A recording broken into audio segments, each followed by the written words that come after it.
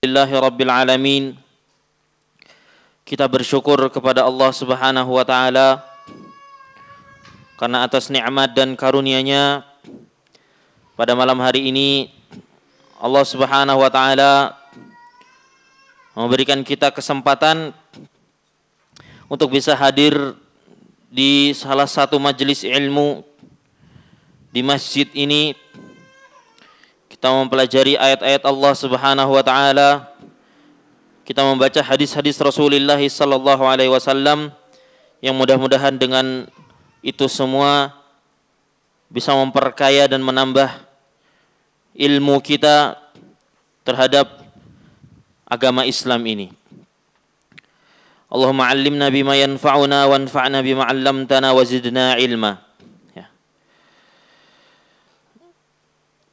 Pembahasan kita insyaallah pada malam hari ini masih melanjutkan kitab Al-Wajiz ya, dalam bab nikah, yaitu masih di hak-hak suami yang wajib ditunaikan oleh seorang istri ya. Tapi sebelum kita memasuki bab yang ada di dalam kitab, ana pribadi ingin mengingatkan diri saya sendiri, kemudian para jamaah kaum muslimin dan muslimat rahimani wa rahimakumullah, sebuah nasihat yang ditujukan untuk diri saya sendiri juga, yaitu kita adalah orang muslim ya. Alhamdulillah Allah takdirkan kita sebagai orang muslim.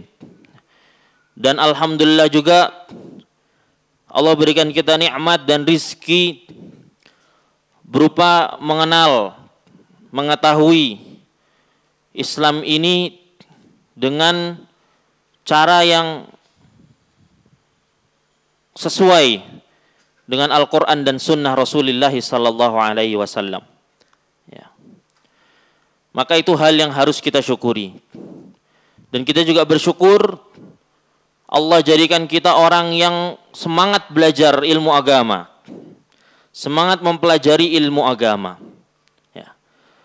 Maka dari berbagai macam nikmat-nikmat tersebut, mari kita sibukkan untuk mensyukurinya dan memaksimalkannya. Ya. Jangan sampai kita tersibukkan dengan hal-hal lain yang itu di luar kapasitas kita sebagai seorang muslim, sebagai thalibul ilm, para penuntut ilmu. Ya. Jika di luar sana banyak yang ramai-ramai misalkan, ya. Banyak yang pro kontra misalkan, banyak yang setuju tidak setuju, harusnya begini, harusnya begitu, patutnya begini, patutnya begitu. Yang itu mungkin terjadi di antara kalangan asatidzah kita. Ya. Maka nasihat ana pribadi untuk para kaum muslimin dan muslimat di sini yang kita sama-sama seorang thalibul ilm adalah menjaga mulut dan tulisan tangan kita. Jika memang ada sebuah hal yang menimbulkan pro kontra di luar sana, yang dilakukan oleh asatidzah kita mungkin berbeda pendapat, maka kita sebagai penuntut ilmu, tugas kita yang belum sesuai kapasitas asatidzah dan ulama adalah diam. Diam. Fokuskan kembali memperkaya diri kita dengan ilmu, dengan belajar. Ya. Dengan tanpa harus ikut nyemplung basah, padahal kita tidak ada ilmunya. Ya. Maka silakan kita kalau mengetahui ada sesuatu yang mungkin sedang menjadi perdebatan, menjadi ajang saling memberikan nasihat, ya, atau taujihad di luar sana antara satu ustadz dan ustadz lainnya atau semisalnya. Tugas kita sebagai thalibul ilm adalah diam, menerima nasihat-nasihat itu semuanya. Ya. Jangan ikut-ikutan. bukan kapasitas kita. Kita hanya menuntut ilmu.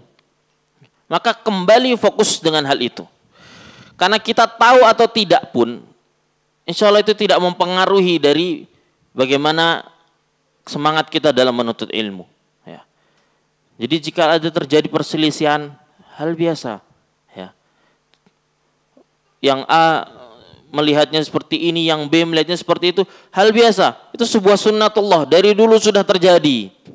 Ya, dari dulu sudah terjadi. Maka tugas kita apa? Silahkan melihat bagaimana yang paling aman maslahatnya. Kalau kita sudah yakin harusnya begini, sudah tidak usah ikut-ikut menunjukkan pilihan kita seperti apa dan memaksakannya ke orang lain.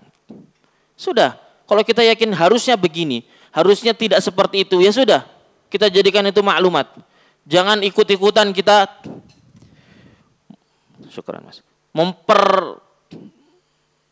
ikut menggoreng. Sudah, kita fokus menuntut ilmu. Ya, kita fokus menuntut ilmu terus-menerus, dan itu yang lebih bermanfaat. Ya, jangan sampai kita tenggelam di dalam gosip-gosip yang tidak berkesudahan. Ya. Jika ada kekeliruan, dan itu pasti bisa keliru.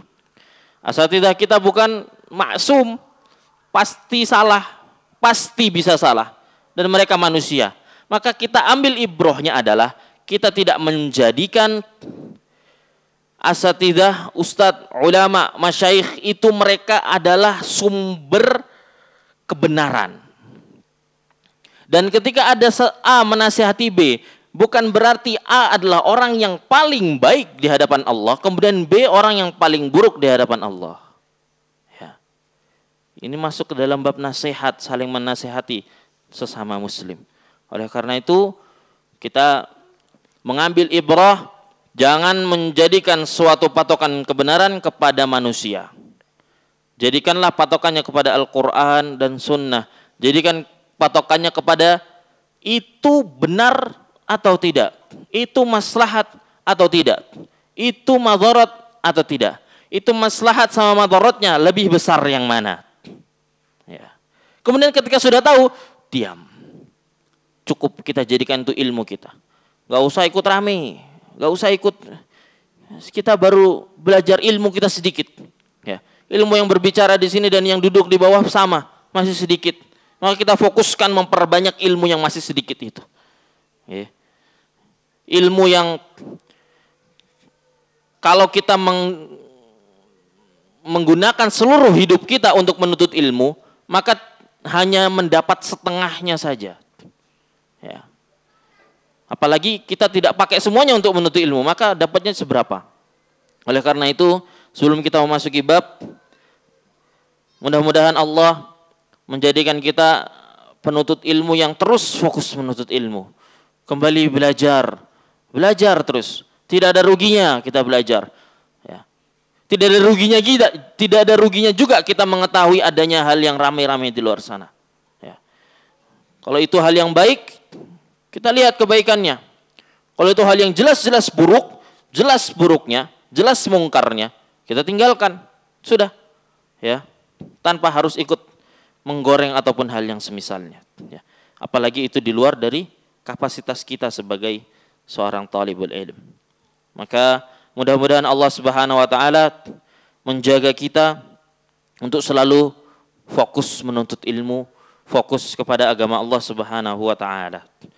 Kemudian kita akan melanjutkan bab pada pekan yang lalu, alhamdulillah kita sudah menyelesaikan hak-hak istri yang harus ditunaikan oleh suami.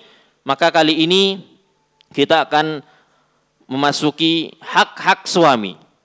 Ya, halaman 594. Hak-hak suami yang wajib ditunaikan oleh istri. Sesungguhnya hak-hak suami yang mesti dilaksanakan oleh istri sangatlah besar. Sebagaimana yang pernah dijelaskan oleh Nabi Muhammad SAW di dalam hadisnya yang diriwayatkan oleh Imam Hakim, an Abi Sa'id al-Khudri radhiyallahu anhu, haqquz zawji ala zawjatihi allau kanat bihi qurhatun falahasatha ma addat haqqahu. Dari Abu Sa'id bahwa Rasulullah SAW bersabda, hak suami yang wajib dilaksanakan istrinya, yaitu seandainya jika suami itu memiliki luka, luka tersebut berdarah bahkan sampai bernanah, kemudian istrinya menjilat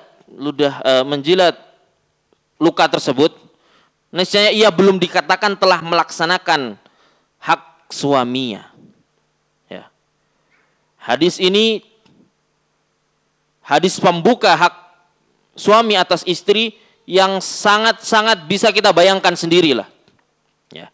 Nabi menggambarkan kalau ada seorang suami yang terluka, lukanya itu sampai berdarah atau bahkan sampai keluar nanah, ya. Maka kemudian ada seorang istri yang membersihkan luka itu sampai dengan menjilatnya misalkan. Dan tentu ini permisalan, ya. Maka belum dikatakan istri tersebut melaksanakan hak suaminya secara penuh. Ya. Padahal sudah seperti itu, tapi belum. Maka di awal pembahasan ini, mu'alif ingin menunjukkan bahwasannya hak suami atas istri itu sangat besar. Ya. Sangat besar dan tidak mudah untuk bisa menunaikannya. Ya. Butuh kesabaran, butuh keseriusan. Kita masuk ke hak yang pertama. Hak suami yang harus ditunaikan oleh istri yang pertama, yaitu istri yang bijak lagi cerdik adalah istri yang benar-benar menghormati sesuatu yang dihormati Allah dan Rasulnya. Dan sang istri itulah yang mampu memuliakan suaminya dengan semestinya. Oleh sebab itu hendaklah istri bersungguh-sungguh mematuhi suaminya, karena patuh kepadanya termasuk mujibatul jannah, hal-hal yang dapat menyebabkan masuk surga.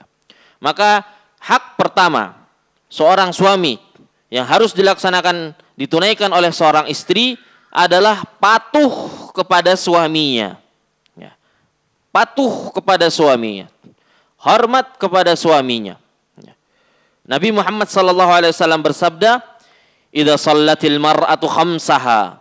Kalau seorang istri itu dia sholat 5 waktu, menjaga sholat 5 waktunya, wa shamat syahraha, berpuasa Ramadan, wa hafizat farjaha, kemudian dia memelihara kehormatannya, wa ta'at zaujaha, dan dia taat kepada suaminya, qila laha udkhulil jannata min ayyi abwabiha syi'ti.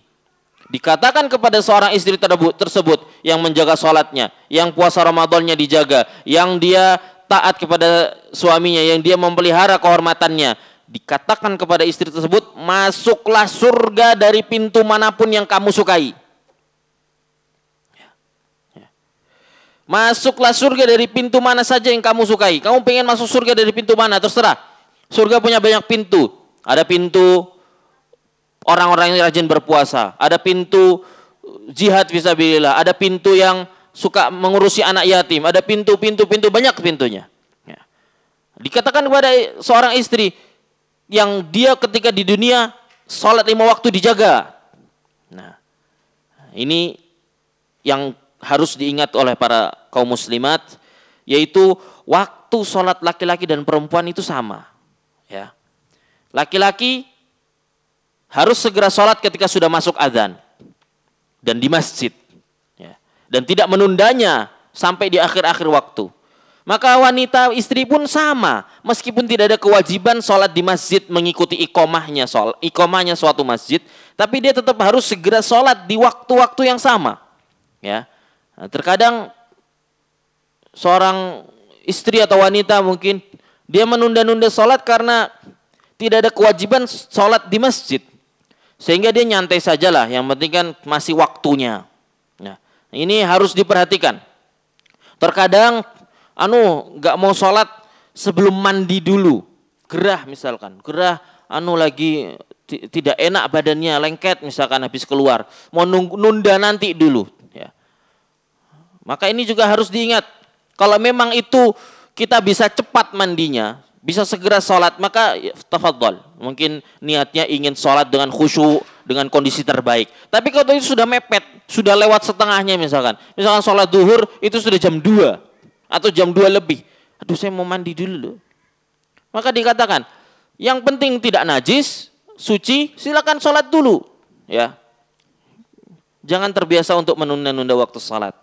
Karena laki-laki dan suami, laki-laki dan istri, laki-laki dan perempuan, suami dan istri, waktu sholatnya sama. Ya, saat itu masuk waktu sholat, maka saat itu juga sholat. Tidak menunggu, tidak berarti yang perempuan lebih boleh menunda-nunda. Ya. Maka kaum muslimah yang tulus, dia akan memperhatikan bagaimana Nabi Muhammad SAW menjadikan sikap taat kepada suami sebagai bagian dari amal perbuatan yang dapat mewajibkan masuk surga. Tadi yang pertama adalah yang sholat 5 waktu. Kemudian yang shamat syahroha, yang berpuasa Ramadan, menjaga puasa Ramadannya. Ya, nggak mesti full. Ya, kalau full malah dipertanyakan. Kalau bisa puasa Ramadan full dipertanyakan. Ya, jadi menjaga puasa Ramadannya. Kemudian yang setelahnya dia memelihara kehormatannya. Istrinya memelihara kehormatan dia sebagai wanita dan sebagai suami dari istri, sebagai istri dari suaminya, dan dia taat kepada suaminya. Ya, bayangkan. Untuk seorang istri itu, kalau kita bilang mudah, ya tidak mudah. Cuman simple sebenarnya. Jaga sholat, jaga puasa, menjaga kehormatan dirinya, taat suaminya. Cuman 4 ini saja. Masuk surga dari manapun yang kamu sukai pintunya. Bebas, manut, monggo, silakan.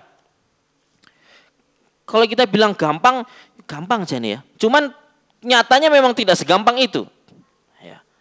Nyatanya tidak segampang itu. Salat 5 waktu. Mungkin ada yang sudah rajin salat 5 waktu, alhamdulillah. Puasa Ramadan, insya Allah ini banyak yang bisa. Karena semarak bareng-bareng. Ya, menjaga kehormatannya. Menjaga kehormatannya mungkin dengan istri di rumah terus saja, tidak sering keluar-keluar sendiri. Ya, HP-nya juga isinya tidak yang banyak kemungkaran, maka sudah mudah. Nanti mungkin yang perihalnya yang terakhir mungkin. Wa ta'at zaujaha. Ya, mungkin taat kepada suaminya terkadang belum maksimal.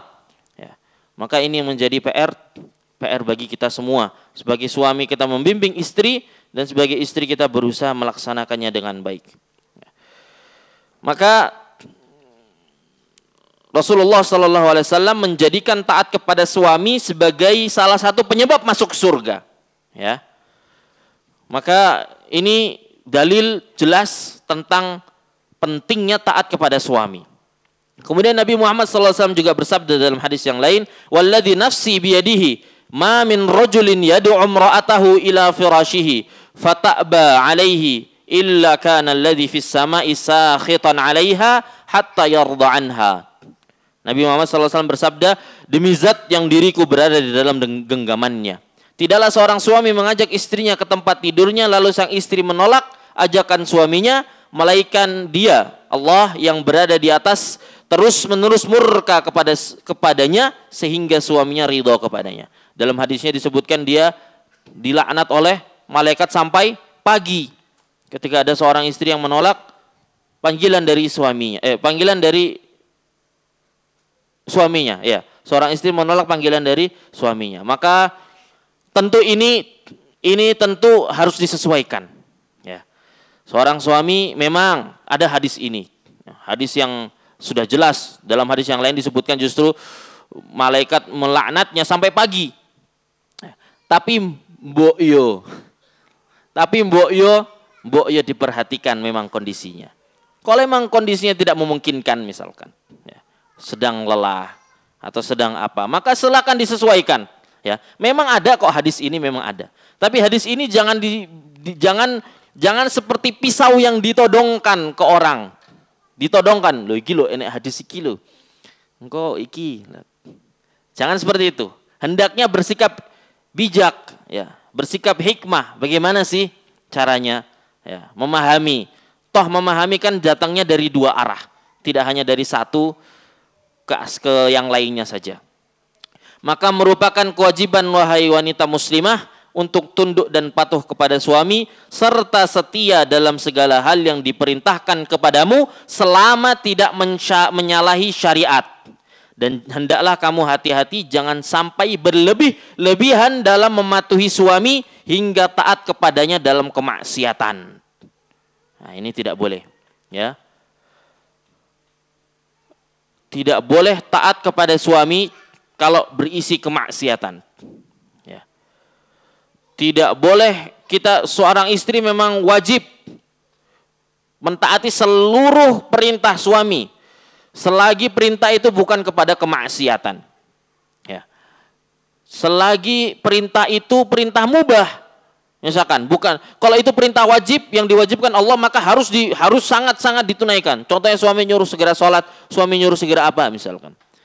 Ataupun hal yang mubah, nyuruh hal yang itu sifatnya mubah. Ya. Misalkan mungkin suruh beli apa misalkan, buatkan makan apa, lagi pengen apa misalkan. Ya.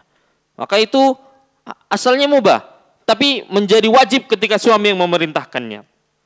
Kemudian yang ketiga adalah kalau menyuruh kemaksiatan, tidak boleh sama sekali, ya.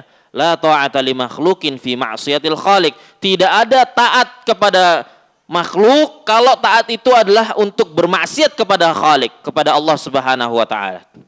Di antara contohnya adalah misal suamimu memerintahkanmu untuk engkau mencabut bulu alismu supaya kamu lebih cantik lagi menurut dia. Padahal perbuatan ini benar-benar telah dilaknat oleh Nabi Muhammad SAW. Kata Nabi, la'anan Nabiyyu SAW an-namisata wal mutanammisah. Nabi melaknat perempuan yang mencabut bulu alis dan wanita yang minta dicabutkan bulu alisnya. Mencabut bulu alis memang bikin cantik ya? Saya nggak tahu saya. Mungkin memang dari dulu sudah tahu ada yang cabut bulu alis, kemudian ditata ulang atau dibentuk lah. Ada bentuk model Korea, ada bentuk model apalah saya enggak tahu. Enggak tahu, mungkin memang cantik ya kalau mencabut bulu alis. Mungkin mencabut terus diganti ya. Enggak cuma dicabut tok, dicabut tok. Enggak terbayang saya bagaimana wajahnya. Dicabut dan diganti ya. Bulu alis. Maka ini dilaknat oleh Nabi Muhammad SAW. Mencabut bulu alis dan yang minta dicabutkan bulu alis. Berarti misalkan ada suatu salon misalkan mungkin. Ya dua-duanya kena. Yang mencabut bulu alis, yang bekerja sama yang minta customernya. Maka ini yang perlu diperhatikan. Ya. Apalagi salah satu fitnah wanita itu kan mereka ingin cantik terus-menerus. Sehingga mungkin bagi wanita yang tidak memiliki ilmu agama yang baik, maka dia melakukan segala macam bentuk modifikasi. Ya. Baik itu modifikasi secara keseluruhan atau modifikasi yang ringan. Hidungnya lah, atau cekung matanya lah, atau pipinya tirus. Kalau behel gimana? Behel kalau niatnya memang merapikan gigi yang seharusnya biar lebih benar, tidak apa-apa, karena itu termasuk ke pengobatan. Ya. Tapi kalau behel enggak ada apa-apa di behel, apalagi karet behelnya yang warna hijau, warna biru, warna pink. Nah ini silakan dipertanyakan baik-baik, maksudnya apa? Ya, saya dulu pakai behel juga. Saya di behel gigi atas. Ya, karena giginya mundur, yang bagian sini mundur, yang depan mundur. Jadi mau dimasukkan ke dalam tengah. Itu sewakit, Pak. Saya pertama kali pakai behel itu malam pertama saya tidak bisa tidur karena sini teng di sini. Dan semenjak pakai behel itu, saya pakai behel pas kelas 1 SMA. Kelas 1 SMA. Terus baru dilepas pas kuliah. Ya. Dan alhamdulillah sudah kembali di jalan yang benar. Giginya maksudnya. Alhamdulillah. Jadi dulu saya kalau foto itu malu kalau senyum memperlihatkan gigi. Karena giginya yang bagian sini mundur satu. Jadi ceritanya gigi yang depan itu enggak goyang-goyang, tapi belakang sudah besar. Akhirnya yang depan patah karena jatuh, yang belakang wis mundur. Alhamdulillah sudah kembali. Dan hukumnya bagaimana? Kalau itu benar-benar memperbaiki, maka tidak masalah. Ya. Tapi kalau gaya saja, ya, biar model saja. Apalagi ada behel yang permanen, ada yang bisa lepas pasang. Yang lepas pasang, ya itu kembali kepada itu beneran untuk pengobatan atau tidak. Itu benar untuk memperbaiki gigi atau tidak. Contoh lain, engkau taat kepada suamimu yang menyuruhmu menanggalkan jilbab di waktu kamu pergi keluar rumah karena dia ingin membanggakan kecantikanmu di hadapan orang lain. Nabi Muhammad SAW bersabda, sinfani min ummati min ahlin nar lam arahuma qaumun ma'hum lam arahuma. Ada dua kelompok dari manusia yang ahli neraka dan aku belum pernah lihat sebelumnya. Kata Nabi, qaumun ma'hum siyatun ka'adnabil baqar. Ya. Satu diantaranya, kaum pertama itu memiliki cambuk seperti ekor sapi yang dengannya mereka memukul orang lain. Yadribuna bihan nas. Ya, jadi orang yang zalim, orang yang menyiksa orang lain. Ini ahli nar. Kemudian yang kedua, wanisaun kasiyatun ariyatun mumilat ma'ilat ru'usuhunna ka'asnimatil bukhtil ma'ilah. Kaum kedua yang ahli nar yang Nabi belum pernah lihat sebelumnya, yaitu perempuan yang mengenakan pakaian tapi seperti telanjang, yang berlenggak-lenggok dan bergoyang-goyang, kepala mereka seperti punuk-punuk unta. Mereka tidak akan masuk, la yadkhulnal jannah wa la yajidna rihaha wa inna rihaha la yujadu min masirati kadza wa kadza. Maka orang-orang kelompok itu tidak akan masuk surga dan tidak akan pula mencium bau surga, padahal baunya surga tercium dari perjalanan sekian dan sekian. Ya.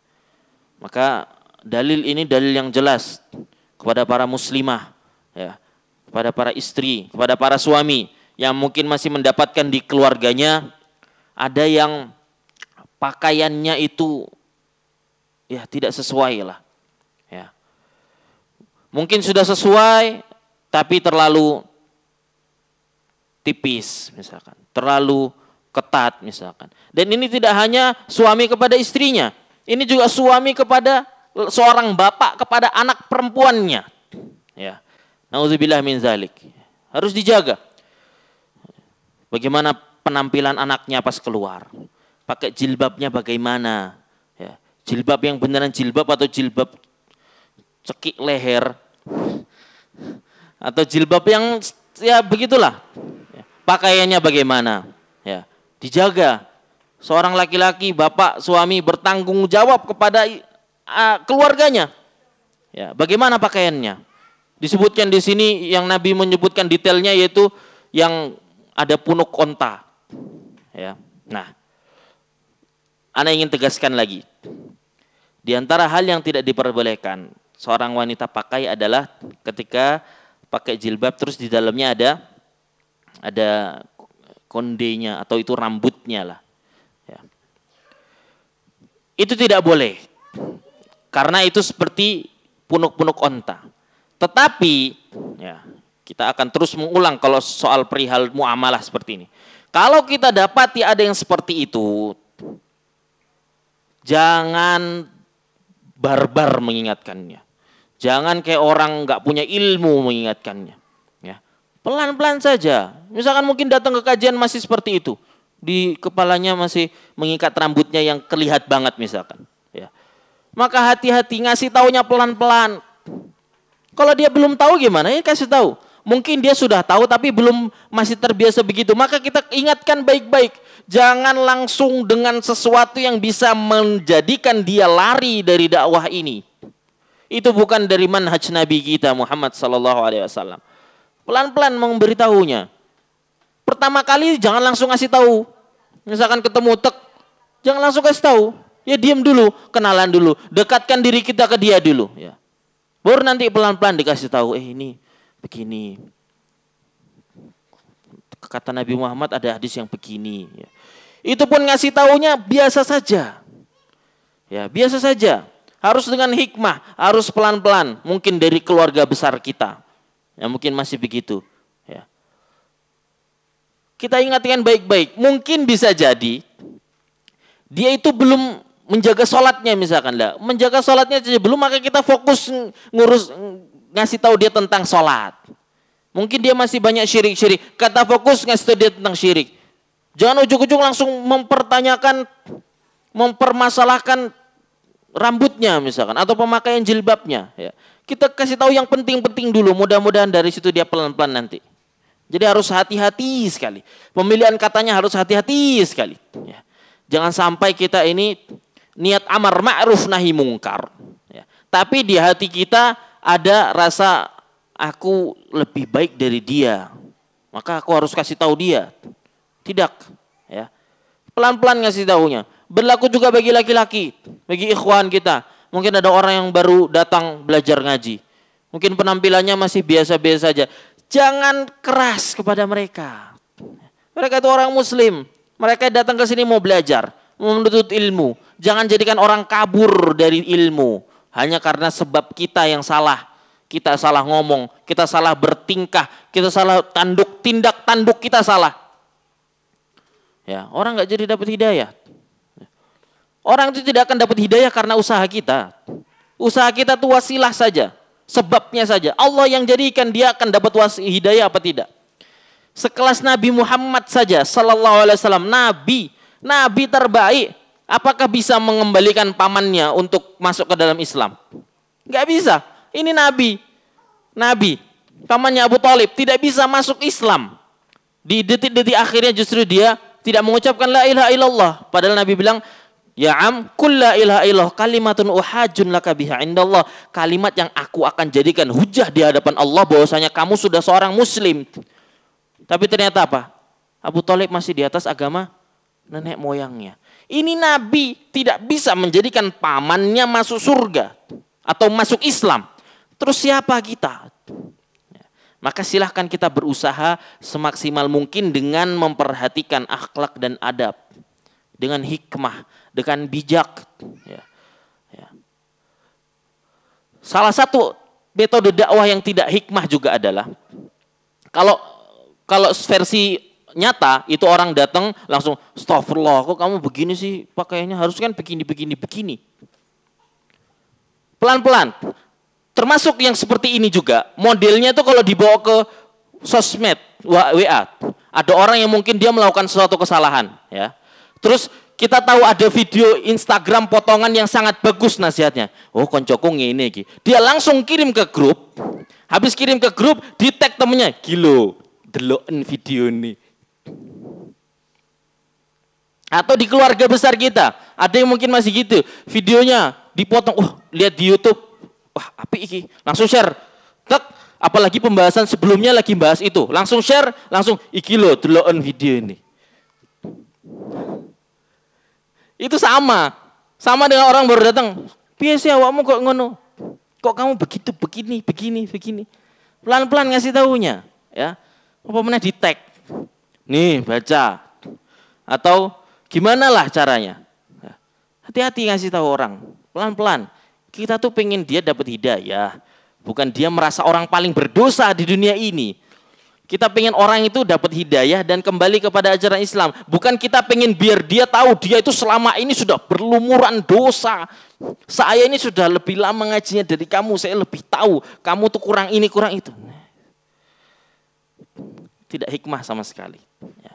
Maka seorang suami, seorang kepala keluarga, memastikan keluarganya untuk benar-benar memiliki pakaian dan bentuk tubuh yang ketika keluar ke tempat umum itu aman. Ya, itu aman. Jangan sampai mungkin anaknya sudah dipondokkan, ya. Anaknya sudah belajar baju yang benar begini. Atau kalaupun anaknya belum belajar, setidaknya anaknya sehari-hari sudah melihat bagaimana pakaian yang seharusnya dipakai muslimah. Sudah bagus. Kemudian pas liburan pondok, orang tuanya memperbolehkan lagi pakai pakaian yang dulu pas dipakai pas SD misalkan. Ini seperti, kalau kata Ustadz Faiz, itu seperti sudah menjahit baju, sampai rumah didedel lagi. Sudah di pondok alhamdulillah sudah dirajut, sudah dijahit dengan baik, sampai rumah didedel lagi, del. Ya. Maka dijaga, anak kita sudah belajar seperti ini, sudah tahu ilmunya, maka bapaknya juga harus belajar. Nah, ini kita kembali ke bab yang kemarin. Suami harus lebih berilmu dari istri, terutama urutan agama. Karena dia pemimpin. Ya. Anaknya sudah dipondokkan, istrinya sudah ikut pengajian rutin, Zoom, online, Google Meet, dan lain sebagainya. Suaminya orang napo-nyapo. Gimana? Tidak berusaha untuk belajar juga, tidak berusaha untuk apa? Harus diimbangi. Karena apa? Nanti anaknya pulang ke rumah, sudah dapat ilmu yang baru, bapaknya tidak mau membantu anaknya untuk melanjutkan ilmu-ilmu yang sudah dia ketahui tersebut. Kemunduran jadinya. Ya. Maka kalau kita menitipkan anak kita ke pondok, ya, kita tidak bilang pondok adalah tempat paling baik untuk anak belajar. Kita tidak bilang seperti itu. Karena Allah Subhanahu wa taala yang Maha tahu bagaimana yang terbaik bagi seorang anak. Cuman pondok memang salah satu dari usaha ikhtiar paling baik untuk anak menuntut ilmu agama, karena kita tidak bisa. Tapi kalau ada kondisi anak itu tidak bisa mondok, sama sekali tidak bisa mondok, dan sudah dipaksa, sudah dipakein teori trik ini trik itu, tetap tidak bisa, ya sudah. Daripada kita memaksa anak sehingga mentalnya kena, maka kita cari solusi lain. Sekolah yang pulang pergi, tapi maka PR-nya adalah harus lebih ekstra menjaganya dari pergaulan. Jadi kita tidak boleh bilang pondok adalah jalan paling baik untuk menuntut ilmu anak-anak kita. Tidak bisa, kita nggak bisa memastikan seperti itu. Tapi pondok diantara hal paling baik yang diusahakan seseorang agar anak-anaknya itu belajar agama. Ya. Tapi ketika bapak anaknya sudah mondok, nah bapaknya juga mondok. Ya. Mondok itu dalam hatinya mondok belajar juga. Ya. Jangan sampai anaknya sudah tahu ilmu ini, tapi karena di rumah bapaknya tidak tegas soal hal yang mungkar, akhirnya anaknya balik lagi. Ya, apalagi perempuan. Anak perempuan kan seringnya ngikut bagaimana bapaknya nyuruh. Kalau bapaknya longgar, akhirnya longgar juga anaknya. Terutama dari perkara-perkara yang seperti penampilan. Maka diperhatikan dengan baik dan menyampaikannya pun dengan baik. Maka ini adalah hadis lain tentang tidak boleh taat kepada suami ketika itu berisi hal-hal yang tidak benar. Ya. Kemudian penulis memberikan contoh juga ketika suami mengajak istrinya. Maka dia tidak boleh taat jika ajakannya tersebut ketika sedang dalam keadaan haid atau mengerjakannya bukan tempat yang dihalalkan oleh Allah Subhanahu wa taala. Man ataha idhan aw imra'atan fi duburiha. Barang siapa yang mendatangi seorang wanita yang sedang haid atau dari belakang, au kahinan, atau yang mendatangi dukun, wasaddaqahu bima yaqul, dan mempercayai apa yang dikatakan oleh dukun tersebut, faqad kafara bima unzila ala Muhammad, maka dia telah kufur terhadap apa yang diturunkan kepada Nabi Muhammad. Ya. Jadi ketika haid, nah, insya Allah sudah tidak boleh. Insya Allah sudah ma'ruf, tidak boleh. Dari belakang, maksudnya dari tempat buang air besar, tidak boleh. Kemudian juga kalau datangin dukun, ya, maka orang yang mendatangi dukun dan percaya kepada dukun, maka dia telah kafir terhadap apa yang diturunkan kepada Nabi Muhammad. Kemudian mempercayai dukun ini bukan cuma kita datangi dukun, ya. Kita misalkan baca di sosmed ada Sagittarius, Leo, siapa mana, Pisces dan lain sebagainya. Itu memang kita nggak datangi dukunnya. Tapi kabar itu ada di depan kita di HP, kita baca, terus kita percaya, sama hitungannya. Sama dengan mendatangi dukun dan kita percaya. Nah, sebenarnya orang yang masih percaya itu sebenarnya perlu dipertanyakan sebenarnya. Itu kan aneh saja isinya. Misalkan Sagittarius, urusan bisnis pekerjaanmu akan sedikit kesulitan, tapi engkau akan bisa melewatinya jika bersabar. Yo kabeh ngono, Mbak. Kamu Leo, kamu sesekali akan menghadapi semua masalah, suatu masalah yang berat. Tapi jika kamu terus gigih dan sabar, kamu akan bisa melewatinya. Yo kabeh ngono. Mau Sagittarius, mau Pisces, mau Leo, yo semua memang begitu. Itu kan sangat umum sekali. Kecuali Leo, kalau kamu membuka dagang bakso, kamu akan lancar dan sukses. Baru itu, dia berarti harus bisa mempertanggungjawabkan yang membuat itu. Ya. Maka yang astrologi seperti ini kan astrologi. Kalau yang boleh itu apa? Astronomi. Kalau astronomi kan boleh. Kita lihat pergerakan bulan, matahari biar tahu jadwal sholat. Kita lihat bulan biar tahu Ramadan. Kita lihat di gunung misalkan tidak ada kompas, kita lihat bintang mana ini. Oh, itu astronomi. Boleh. Tapi kalau astrologi, nah, ini yang nggak boleh. Ini ya yang tadilah kita sebutkan. Oke. Azan dulu, Mas. Bismillah. Maka kita lanjutkan tadi. Di antara hal yang tidak boleh dilakukan adalah seorang suami kepada istrinya adalah mendatangi ketika haid, mendatangi dari dubur, kemudian mendatangi dukun dan percaya kepada apa yang dikatakan dukun tersebut. Maka hitungannya dia telah kafir kepada apa yang diturunkan kepada Nabi Muhammad SAW. Ya.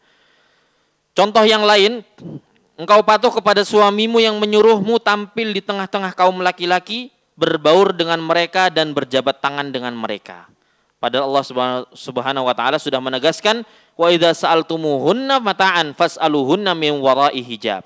Dan apabila kamu meminta sesuatu keperluan kepada mereka, istri-istri Nabi, ketika Nabi sedang berkumpul dengan para sahabatnya, maka mintalah dari belakang tabir, dari belakang. Ya, jangan langsung ditunjukkan wujud istrinya tersebut. Ya. Nabi juga mengatakan, iyyakum wad-dukhula 'alan nisa. Janganlah sekali-kali kalian wahai laki-laki masuk ke dalam ruangan kaum wanita.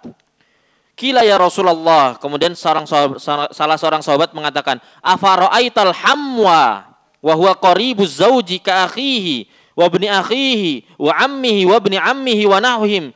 Qala al-hamwu al-maut. Jangan sekali-kali masuk ke dalam ruang masuk ke dalam ruang wanita. Sahabat mengatakan, bagaimana pendapatmu dengan kerabat dekatnya suami ya Rasulullah?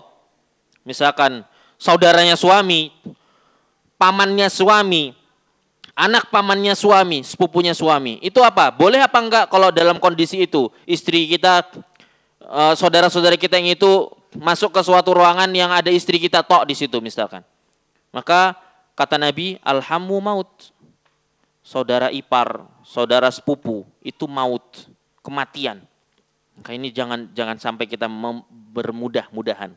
Ya, jangan sampai kita bermudah-mudahan. Jangan sampai kita bermudah-mudahan masuk ke dalam ruangan yang isinya wanita.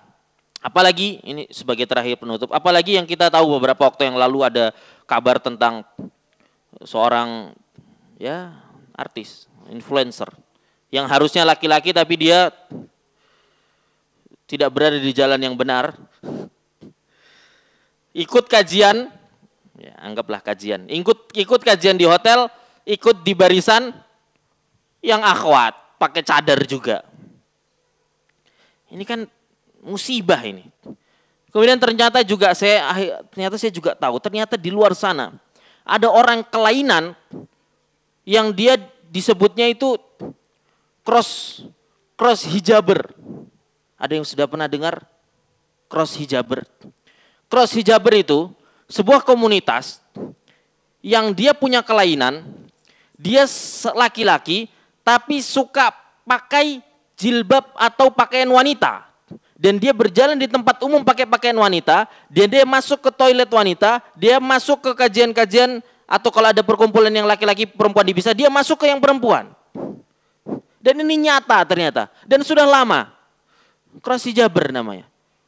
Jadi dia laki-laki tapi dia memakai perempuan wanita dan dia masuk. Ini na'udzubillah min dzalik. Oleh karena itu kalau ada kajian seperti ini yang akhwat, kalau sudah tertutup silakan buka semua wajahnya. Pakai cadar, yang pakai cadar dibuka. Ya.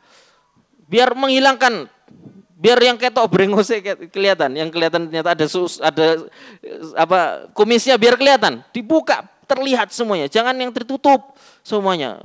Bahaya, na'udzubillah min dzalik. Bahkan di berita tersebut dia taraweh bareng dengan di soft wanita. Pakai mukena. Na'udzubillah min dzalik, ya. Ini ngeri ini. Ngeri sekali ini. Ngeri sekali. Ya, maka harus berhati-hati para muslimah di luar sana ketika ada kajian yang umum, ya, laki-laki dan wanita dipisah. Maka silakan perhatikan dengan betul, buka semua. Kalau ada panitia kajian, buka semua, jilbab dibuka. Jilbab dibuka, cadarnya dibuka. Ya, nggak usah jilbab dulu. Cadarnya dibuka biar kelihatan semua, jelas. Ini siapa? Ini laki-laki, ini akhwat, ini ikhwan, biar jelas. Ya, nauzubillah min zalik, parah sekali. Ya, berbagai macam lah kita lihat berita-berita di luar sana itu nauzubillah min zalik. Ya, sangat-sangat, ya nggak tahu ya, akhir zaman lah. Ya, bahkan ada juga komunitas nauzubillah min zalik, ini parah sekali. Komunitas swinger. Jadi sudah ada pasangan laki-laki, suatu pasangan. Kemudian ada pasangan lainnya. Dia bertukar. Tukeran lah. Zigzag. Yang A pasangan B, C pasangan D. Nah, A jadi sama C, yang B jadi sama D. Nauzubillah min dzalik. Dan ini atas keridoan keduanya. Subhanallah, saya tidak bisa membayangkan itu bagaimana bisa terjadi di zaman ini. Maka harus hati-hati betul. Ya, kita perdalam ilmu agama, kita fokus belajar, sudah fokus belajar saja. Kalau ada berita-berita viral yang baru, kita cukup ikuti saja. Oh, ya wis. Enggak usah terlalu tenggelam lah, enggak usah terlalu mendalami sekali, ya sudah. Jadikan itu maklumat dan pengetahuan bahwasanya dunia sudah semakin rusak, saya harus terus belajar. Mudah-mudahan dengan itu bisa menjaga diri kita dari berbagai macam fitnah yang sangat-sangat parah di luar sana. Dan insya Allah kita lanjutkan di pertemuan selanjutnya, yaitu hak-hak suami atas istri yang nomor 3 insya Allah. Yang semoga yang sedikit ini dapat bermanfaat bagi kita semua, dapat kita praktekkan, dan semoga Allah jaga hati kita untuk selalu semangat belajar, untuk selalu ingat kita belajar untuk menuntut ilmu dan mendapatkan ilmu, mengangkat diri, mengangkat kebodohan yang ada di diri kita. Kita akhiri, subhanakallahumma wa bihamdika, asyhadu an la ilaha illa anta, astaghfiruka wa atubu ilaik. Wassalamualaikum warahmatullahi wabarakatuh.